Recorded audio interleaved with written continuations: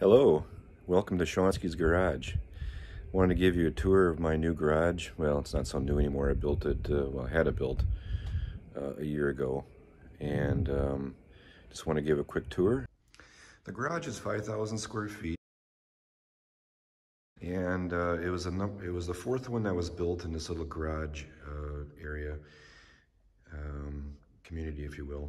And typically they're built with these two doors and with a dividing wall.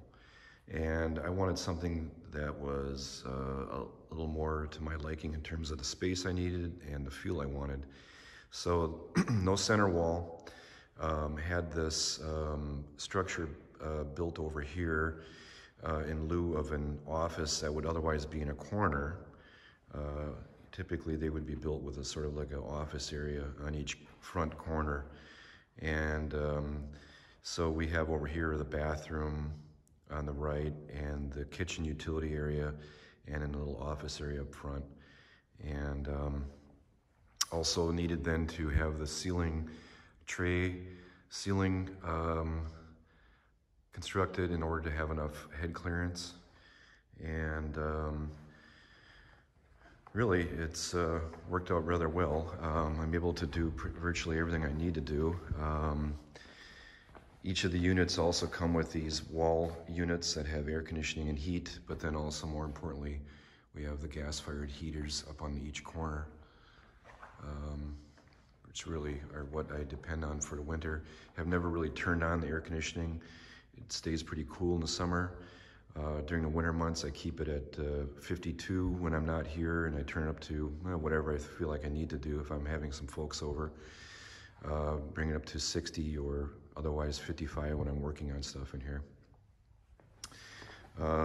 Stairway going up, this little grotto here. I was originally going to put an air compressor in here. It's wired for 240, but ended up just having extra sets of tires over here.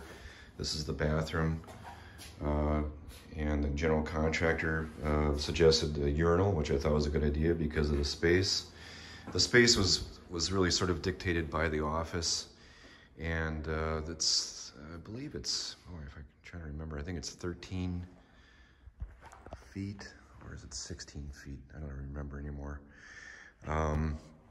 Otherwise, on the other side of this, we have the utility area, which is kind of a kitchen, if you will. I don't have a fridge, although I have a fridge on this side over here for soft drinks, alcohol, beverages, what have you, depending on the scenario. And we'll take a stroll up the top here, the office area. And I really don't spend a lot of time up here. I thought I would. Typically, if I'm ordering things for cars or whatever, I usually actually end up doing it at home. Usually I come here for specific purposes in order to detail a car, work on a car, maintenance, repairs, what have you. So I usually don't spend a lot of time up here. So this is just sort of a kind of a lounge otherwise. It works out okay for that. I'm glad I did it in terms of space. I've thought about if I needed more space for cars. I have the room for having lift to have a car placed underneath. It's just the way that you pull a car in, you have to kind of do it diagonal, so not exactly sure how that would work if I ever needed to do that. Kind of keeps me restrained from having too many cars, which is okay. I don't try to have specific cars for specific reasons. Over here is the tool area, workshop, if you will. This is Moduline equipment, and this was somewhat custom made for my dimensions that I needed in here.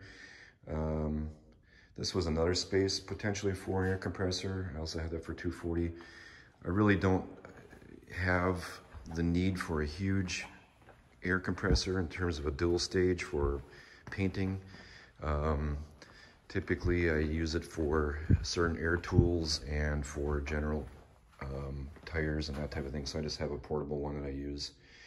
And back in this area here is really where I just kind of keep spare parts or parts for a future project, various items, car covers and things of that nature. Just kind of keep it off.